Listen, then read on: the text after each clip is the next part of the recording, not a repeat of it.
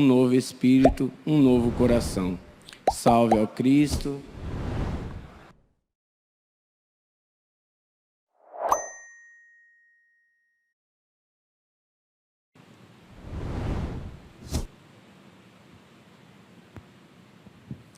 O Senhor esteja convosco. Proclamação do Evangelho de Jesus Cristo, segundo Mateus. Naquele tempo, Jesus falou às multidões e aos seus discípulos e lhes disse: os mestres da lei e os fariseus têm autoridade para interpretar a lei de Moisés. Por isso, deveis fazer e observar tudo o que eles dizem, mas não imiteis suas ações, pois eles falam e não praticam. Amarram pesados fardos e os colocam nos ombros dos outros, mas eles mesmos não estão dispostos a movê-los nem sequer com um dedo. Fazem todas as suas ações só para serem vistos pelos outros. Eles usam faixas largas com trechos da Escritura na testa e nos braços e põem na roupa longas franjas. Gostam de lugar de honra nos banquetes e dos primeiros lugares nas sinagogas. Gostam de ser cumprimentados nas praças públicas e de serem chamados de mestre. Quanto a vós, nunca vos deixei chamar de mestre, pois um só é vosso mestre, e todos vós sois irmãos. Na terra, não chameis a ninguém de pai, pois um só é vosso Pai, aquele que está nos céus. Não deixeis que vos chamem de guias, pois um só é o vosso guia, Cristo. Pelo contrário, o maior dentre vós deve ser aquele que vos serve. Quem se exaltar será humilhado, e quem se humilhar será exaltado. Palavra da salvação.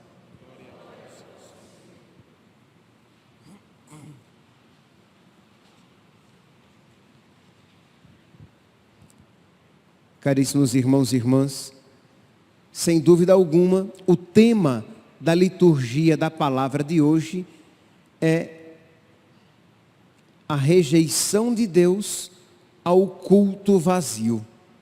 Deus rejeita o culto vazio. Não basta multiplicar os ritos se o coração continua mau. Não basta multiplicar os atos de aparente piedade se a conduta continua sendo má. Deus não espera de nós, meus santos, uma conversão estética, mas uma conversão do interior, uma conversão que toca, que move, que transforma o coração. O que é uma conversão estética? Isto é uma conversão que os olhos humanos veem, mas Deus não encontra nada. Isto é, aparentemente a pessoa é religiosa, é convertida, ama a Deus, mas de verdade o seu coração não está implicado naqueles atos exteriores. O seu interior continua com toda a maldade.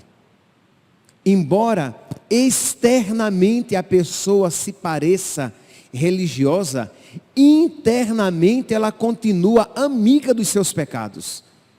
A questão aqui, meus santos, não é pelo fato de infelizmente sermos pecadores, que você pode olhar para dentro de si e você verá que existem pecados dentro de você, realidades contra as quais você está lutando, realidades que deixam você quebrado, rachado.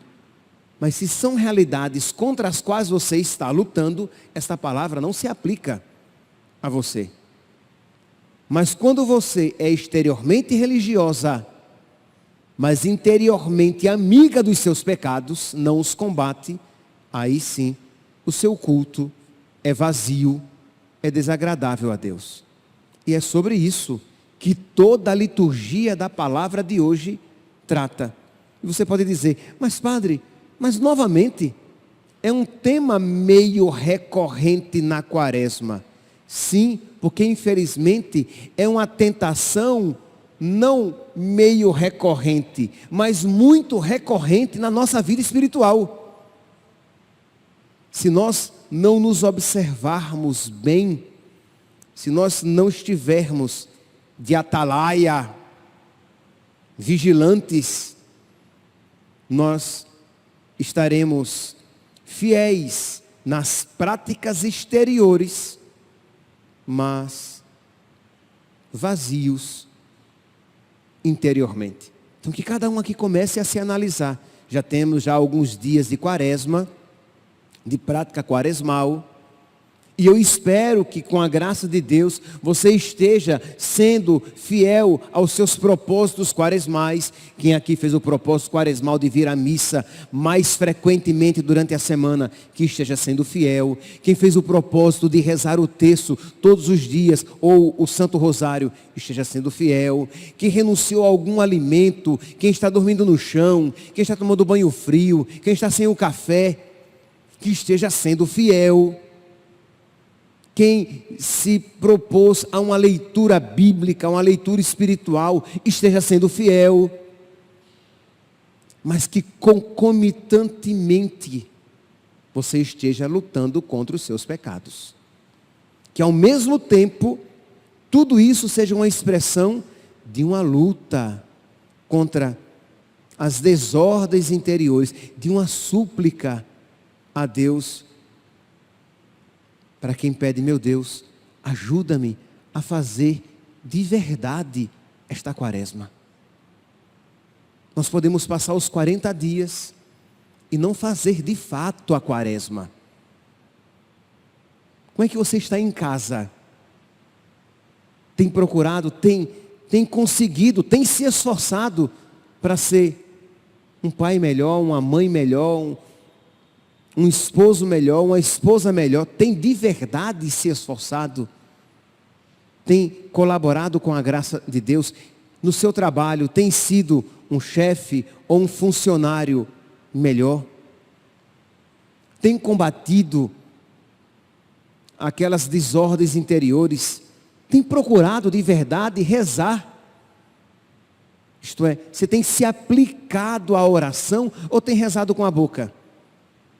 Mas sem colocar o seu coração. Sim, infelizmente é possível. Santa Teresa diz que a isso nem se deveria chamar de oração. Quando você só fala, mas não se aplica e não se implica naquilo que você está falando a Deus. É bem no automático. Então, tem se esforçado para participar bem da Santa Missa, para ouvir bem a palavra de Deus e colocá-la em prática, para comungar bem e, se possível, fazendo um bom momento de ação de graças depois da comunhão? Ou é tudo muito automático? Entende? Porque senão a sua quaresma será vazia.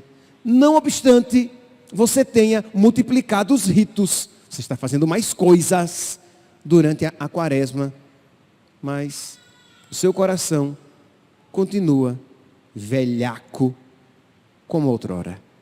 Pois bem, vejamos aqui rapidamente a liturgia da palavra de hoje. Primeira leitura retirada do profeta Isaías. Isaías está aqui profetizando no reino do sul, no reino de Judá, na casa de Davi. Isaías está descendo o sarrafo naquele povo que se mantinha fiel nas suas práticas religiosas. Não era um povo ateu. Não, o povo era fiel nas práticas religiosas. E como é que Isaías chama aquele povo? Ouvi a palavra do Senhor, magistrados de Sodoma. Prestai ouvidos ao ensinamento do nosso Deus, povo de Gomorra. Mas como assim? Ele não estava falando com Judá, ele estava falando com Judá. Não eram as cidades de Sodoma e Gomorra, mas os pecados eram tantos no reino do sul, no reino de Judá, que eles se assemelhavam a Sodoma e Gomorra. Lavai-vos, purificai-vos, tirai a maldade de vossos corações de minha frente, deixai de fazer o mal, aprendei a fazer o bem. Aí sim, todas aquelas práticas seriam acolhidas por Deus. Se consentirdes, versículo 19, se consentirdes em obedecer, comereis as coisas boas da terra. Obedecer a Deus. O que Deus quer é um coração obediente. O que Deus quer é um coração que combate o pecado. O que Deus quer é um coração que procura agradá-lo. Aí sim, o seu jejum será bem recebido por Deus. E será uma fonte de graças na sua vida e na vida daqueles que conviverem com você. Aí sim, a sua penitência, a sua oração, a sua caridade serão um caminho, serão exercícios espirituais de santificação. Porque existe um coração que combate o mal e que procura obedecer a Deus. Você tem combatido o mal dentro de si? Você tem procurado de verdade obedecer a Deus? Tem? Pois bem, as suas práticas, mesmo aquele açuquinha que você resolveu tirar do café, a sua prática é acolhida com alegria por Deus. É aparentemente pouco, você tirou apenas o açúcar do café, mas você tem combatido os seus pecados. Você tem procurado ser melhor por amor a Deus. Você tem procurado fazer o bem por amor a Deus.